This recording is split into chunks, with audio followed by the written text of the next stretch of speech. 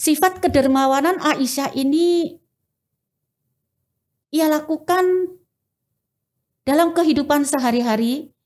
Dia belum merasa tenang, belum merasa nyaman, belum merasa indah kehidupan hari itu sebelum ia membagikan rizki kepada fakir miskin. Apabila seorang istri mengerjakan perintah Allah dan taat kepada suaminya, maka dia diberi keleluasaan untuk memilih pintu surga pada saat dia akan masuk. Subhanallah.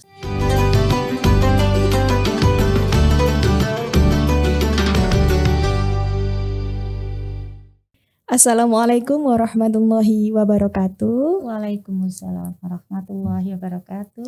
Alhamdulillah kembali lagi bersama saya Pipit Maulidia di podcast Harian Surya Tribun Jatim Network. Hari ini kita kedatangan tamu spesial yaitu Ibu Alifah Hikmawati, pimpinan Aisyah Jawa Timur, perangkap Ketua Aisyah Surabaya.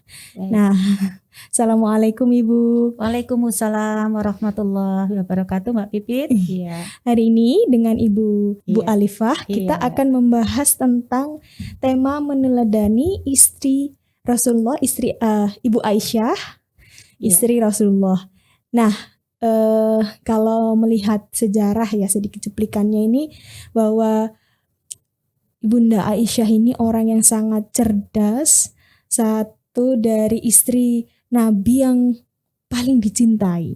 Nah, kita semua penasaran nih ya. Tentu banyak yang bisa kita pelajari tentang Ibunda Aisyah ini. Kalau menurut Ibu Alifah, apa yang paling bisa kita ambil dari sosok Ibunda Aisyah ini untuk kita bisa menjadi istri yang di zaman yang luar biasa ini sebagai panutan, sebagai teladan gitu Bu. Karena ngelihat sosial media terus gerak-gerik di zaman sekarang ini kan luar biasa godaannya ya Bu. Mbak Pipit, iya. Terus ini sosok istri Rasulullah yang sangat cerdas, yang banyak bisa diteladani. Kalau kita lihat dari hadis pun banyak yang diriwayatkan oleh beliau. Betul sekali Mbak Pipit. Iya. Pripun Bu? Iya. Bisa saya mulai Mbak Pipit? Iya. Bismillahirrahmanirrahim. Assalamualaikum warahmatullahi wabarakatuh. Alhamdulillah. Alhamdulillahilladzi arsala rasulahu bil huda wa dinil haqq liyudhhirahu 'ala dini kullih wa kafa billahi syahida. Asyhadu an la ilaha illallah wahdahu la syarikalah wa asyhadu anna Muhammadan abduhu wa rasuluhu la nabiyya ba'da. Raditu billahi robba wa bil islami dina wa bi Muhammadin sallallahu alaihi wasallam nabiyya wa rasulah. Rabbi zidni ilma warzuqni fahma.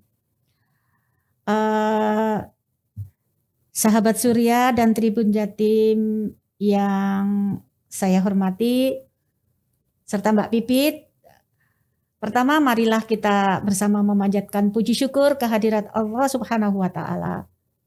Karena sampai dengan saat ini Allah menurunkan rahmat, hidayah serta inayahnya kepada kita bersama, sehingga kita dapat berjumpa dalam keadaan sehat walafiat. Semoga apa yang akan dan hendak kita lakukan senantiasa mendapat bimbingan serta ridho dari Allah Subhanahu wa Ta'ala. Amin ya rabbal alamin. Salawat serta salam semoga tercurah kepada junjungan kita Nabi besar Muhammad sallallahu alaihi wasallam. Baik Mbak Pipit, sesuai dengan tema yang akan diangkat pada hari ini adalah hikmah meneladani salah satu istri Rasulullah, yaitu Aisyah radhiyallahu an. Pada kedudukannya Aisyah adalah merupakan salah satu istri Rasulullah yang ia dinikahi setelah sepeninggal Umi Khadijah. Siti Aisyah merupakan gambaran sosok mar'atus sholihah, artinya wanita yang baik. Aisyah adalah merupakan salah satu putri dari sahabat Rasulullah Sallallahu Alaihi Wasallam yang sangat dekat, yaitu Abu Bakar As-Siddiq. Tentunya untuk mencetak seorang muslimah mar'atus solihah tidak akan tumbuh begitu saja. Dari pendidikan yang diperoleh dari orang tuanya, yaitu Abu Bakar As-Siddiq, serta lingkungan keluarganya yang memiliki akidah yang kuat, sehingga terwujudlah salah seorang putrinya, yaitu Aisyah radhiyallahu an, yang memiliki akidah yang sangat kuat serta akhlakul karimah. Kedudukan wanita atau mar'atus solihah di dalam Islam itu sungguh sangat agung dan mulia. Sehingga Rasulullah menceritakan dalam sebuah hadisnya, mar'atus solihah itu adalah kebaikan yang ada di dunia. Hadisnya berbunyi seperti demikian. Ad-dunya mataun. Dunia itu adalah merupakan kesenangan. Wa khairu mata'id dunya. Dan sebaik-baik kesenangan yang ada di dunia itu adalah mar'atus solihah. Wanita yang solihah. Ini adalah gambaran mar'atus solihah menurut Rasulullah Sallallahu Alaihi Wasallam. Dengan modal dari kedua orang tua, yaitu Abu Bakar As-Siddiq yang telah diberikan kepada putrinya, yaitu Aisyah. Dalam lingkungan keluarga, Abu Bakar pun diliputi dengan kekuatan akidah yang luar biasa. Begitu Aisyah dinikah oleh Rasulullah Sallallahu Alaihi Wasallam, makin mantaplah ilmu agama yang diterima oleh Aisyah dalam didikan Rasulullah. Sehingga Aisyah bisa digolongkan dalam kategori mar'atus solihah tadi. Di awal tadi saya sampaikan bahwa Aisyah ini dinikahi oleh Rasulullah setelah sepeninggal atau setelah Ibu Khadijah wafat. Aisyah termasuk salah satu istri Rasulullah yang memiliki kecerdasan yang luar biasa. Sifat kedermawanannya juga luar biasa. Sifat kedermawanan Aisyah ini ia lakukan dalam kehidupan sehari-hari. Dia belum merasa tenang, belum merasa nyaman, belum merasa indah kehidupan hari itu sebelum ia membagikan rizki kepada fakir miskin. Sehingga pada saat pemerintahan Muawiyah, pada suatu ketika Muawiyah datang kepada Aisyah dengan membawa 100.000 dirham yang diserahkan kepada Aisyah. Di saat itu pula tidak menunggu waktu yang terlalu lama, Aisyah langsung membagikan apa yang telah ia terima dari Muawiyah tersebut. Padahal kondisi pada saat itu abaya atau pakaian yang dikenakan oleh Aisyah itu dalam keadaan tambal sulam. Sehingga salah seorang budaknya yaitu Bariroh mengatakan kepada Aisyah, "Ya Umi, anti so'imah. Wahai ibu, panjenengan kan lagi berpuasa. Kenapa tidak disisihkan sedikit dari apa yang telah Muawiyah berikan tadi hanya sekedar untuk membeli daging untuk kita berbuka nanti?" Maka jawab Aisyah, "Kalau sekiranya kamu Bariroh tadi mengingatkan kepadaku dan kamu meminta bagian itu akan aku sisihkan. Tetapi terlanjur sudah aku bagi semuanya kepada yang berhak menerima." Itulah gambaran sosok kedermawanan Aisyah. Kemudian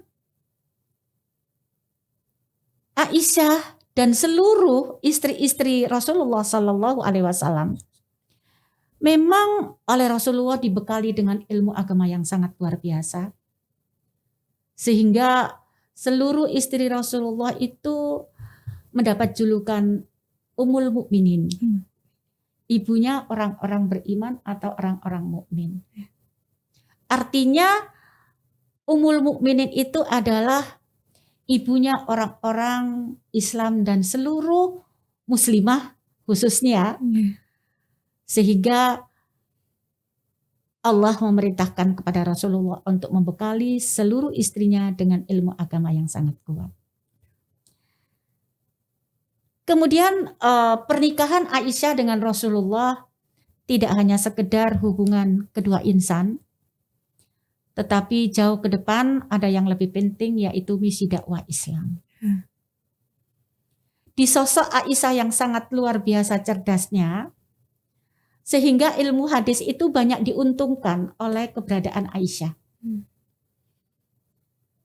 Salah satu contoh yaitu pada saat Abu Hurairah bertanya kepada Aisyah, bagaimana orang yang sholat tanpa memberikan batas di depannya, kemudian ada orang melintas di depan orang tersebut, apakah sholat orang tersebut batal atau tidak? Begitu mendengar pertanyaan dari Abu Hurairah itu, kemudian Aisyah selaku istri Rasulullah yang pernah tinggal serumah dengan beliau, dia menceritakan pengalamannya pada suatu saat Rasulullah Shallallahu Alaihi Wasallam itu sedang sholat. Pada saat itu saya sedang tiduran di atas tikar dan kaki saya melintang di antara Rasulullah dan kiblat. Dari keterangan apa yang disampaikan oleh Rasulullah itu, yang disampaikan oleh Aisyah itu, kemudian Aisyah melanjutkan, saya tidak ada niat untuk bangun, takut mengganggu sholatnya Rasulullah. Gitu. Dari keterangan itu kemudian muncul suatu kesimpulan bahwa orang yang sedang sholat, kemudian ada orang yang melintas di hadapannya, walaupun tidak ada batas, itu tidak membatalkan sholat seseorang. Terbukti pada saat itu Rasulullah juga tidak membatalkan sholatnya, walaupun kaki Aisyah ada di antara beliau dan kiblat. Kemudian banyak masih hadis-hadis yang diriwayatkan oleh Aisyah. Tetapi karena keterbatasan waktu mungkin bisa satu ini yang saya jadikan sebagai contoh. Sepeninggal Rasulullah Shallallahu Alaihi Wasallam pada saat beliau sudah wafat, bermunculanlah majelis-majelis ilmu. Di antaranya majelis ilmu yang diperakasai oleh Abu Hurairah. Ada yang diperakasai oleh Ibnu Abbas, ada yang dipimpin oleh Zaid bin Sabit. Tetapi dari sekian majelis ilmu yang ada pada saat itu, yang terbesar adalah majelis ilmu yang diperakasai oleh Siti Aisyah radhiyallahu anha. Dengan demikian, maka Aisyah merupakan salah satu pelopor dari majelis ilmu pada saat Rasulullah sudah meninggalkan para sahabat. Kemudian pada saat Rasulullah meninggal dunia, pada saat itu usia Aisyah masih relatif sangat muda. Masih baru 18 tahun. Sebagaimana ketentuan dari firman Allah bahwa seluruh istri-istri Nabi sepeninggal beliau, mereka tidak diperkenankan untuk menikah lagi. Nah, dari sini Aisyah yang relatif masih berusia 18 tahun, dia termasuk sosok wanita yang bisa menahan hawa nafsu. Sehingga banyak waktunya dihabiskan untuk mengabdi di majelis ilmu tadi. Dengan mendirikan madrasah-madrasah yang memberikan kesempatan kepada para muslimah dan yang lainnya untuk banyak memperdalam ilmu agama. Itu yang dilakukan oleh Rasulullah sepeninggal Rasulullah Shallallahu Alaihi Wasallam. Kemudian Aisyah juga selain dermawan, cerdas, kemudian dia pandai mengendalikan hawa nafsu, dia juga termasuk istri yang memiliki kuwah. Artinya keteguhan dalam mempertahankan kebenaran. Di sebuah riwayat disebutkan bahwa ini pada saat itu Rasulullah masih ada, Mbak. Sepulang dari perang dengan Bani Mustalik, pada saat itu Aisyah ikut perang bersama para sahabat. Kemudian dari kepulangan perang dengan Bani Mustalik itu muncul berita bahwa Aisyah sudah melakukan sesuatu sehingga mencemar tentang kesuciannya. Sempat berita itu juga menggoyahkan kepercayaan Rasulullah kepada Aisyah. Kemudian pada saat itu Aisyah bersumpah, demi Allah, semoga Allah melindungi saya dan kesucian diri saya. Dan semoga Allah menjauhkan diri saya dari fitnah-fitnah yang berkembang pada saat itu. Ini kesaksian Aisyah ini difirmankan oleh Allah di dalam Al-Quran surat An-Nur, surat ke-24, mulai ayat 12 sampai ayat 21. Ini adalah merupakan kesaksian Aisyah tentang kesucian dirinya yang tidak sesuai dengan berita yang disampaikan di masyarakat pada saat itu. Kemudian yang patut diteladani oleh kita sebagai muslimah disampaikan oleh Mbak Pipi tadi, apa yang kira-kira menjadi spesial Aisyah selain dari sifat-sifat yang tadi? Aisyah adalah merupakan salah satu istri yang mendapat julukan dari Rasulullah, Humaira gitu ya, yang memiliki pipi kemerahan, mungkin begitu cantiknya, barangkali begitu. Aisyah begitu taatnya kepada Rasulullah sebagai suaminya. Ada sebuah hadis yang diriwayatkan oleh Rasulullah, yang disampaikan oleh Rasulullah, bahwa idza shallatil mar'atu khamsaha wa shamat syahraha wa khafidat farjaha wa ata'at zaujaha qila laha udkhulil jannata min ayyi abwabin syi'ti. Hadis ini menerangkan bahwa apabila ada seorang wanita melaksanakan sholat 5 waktu dengan sempurna, kemudian melaksanakan puasa di bulan Ramadan, kemudian dia menjaga kehormatan dan kesucian dirinya dan harta apabila jauh dari suami, dan dia adalah taat kepada suaminya, dikatakan kepada wanita tersebut, udkhulil jannah min ayyi abwabil udkhulil jannata min ayyi abwabi syi'ti. Masuklah ke dalam surga dari pintu mana yang engkau suka. Ini keistimewaan, subhanallah. Luar biasa apabila seorang istri mengerjakan perintah Allah dan taat kepada suaminya, maka dia diberi keleluasaan untuk memilih pintu surga pada saat dia akan masuk. Subhanallah. Kemudian Aisyah ini pada tanggal 17 Ramadan, pada malam hari beliau wafat di usianya yang ke-65 tahun. Dan dia berpesan ingin disolatkan oleh Abu Hurairah. Alhamdulillah pada malam 17 Ramadan itu pun jenazah Aisyah dimakamkan di pemakaman Baqi di kota Madinah. Itulah Mbak apa yang bisa saya sampaikan sekelumit dari riwayat atau sejarah Aisyah yang dikatakan harus kita teladani sebagai seorang muslimah atau istri-istri yang harus taat kepada suaminya. Demikian, terima kasih. Saya akhiri, mohon maaf segala kekurangannya. Billahi taufiq wal hidayah, nasrun minallah wa fathu qarib wa basyiril mu'minin. Wassalamualaikum warahmatullahi wabarakatuh. Waalaikumsalam warahmatullahi wabarakatuh. Terima kasih Bu Alifah atas wejangan yang diberikan tadi, Masya Allah. Jadi banyak pelajaran yang bisa kita ambil dari Siti Aisyah sendiri, istri Rasulullah yang dikenal sangat cerdas.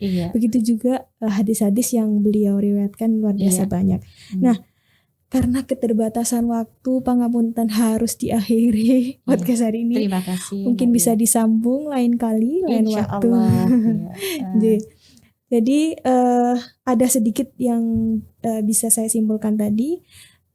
Yang pertama, memang istri solehah itu tidak terbentuk begitu saja, Betul. tapi juga terbentuk karena lingkungan, pembinaan dari orang tua.